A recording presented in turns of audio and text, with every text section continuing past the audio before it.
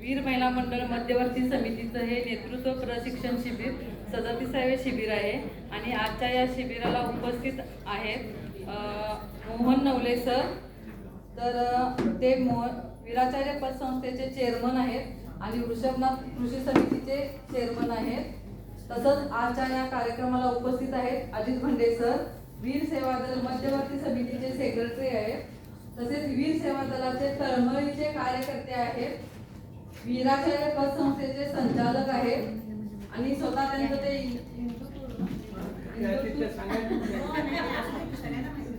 आपण त्यांच्या टूर वरून सुद्धा एक महिला मंडळाचं एक अरेंजमेंट करूया सर. आणि आपल्याला फ्री मध्ये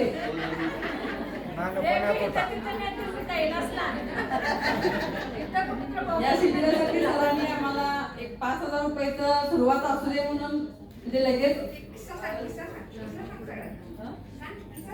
किस्सा म्हणजे आम्ही ह्या शिबिराचं नियोजन करायला बसलेलो तेव्हा आमची चर्चा चालू होती की नियोजन म्हणजे जेवणाचं वगैरे कसं काय करायचं. आणि सरांना आम्ही प्रत्येक शब्द टाकला असं असं जेवणात आहे सर, आम्ही खर्चा भरपूर होते, काय काय करायचं सर तेव्हा एका तीर्थक्षेत्रावर होते सर.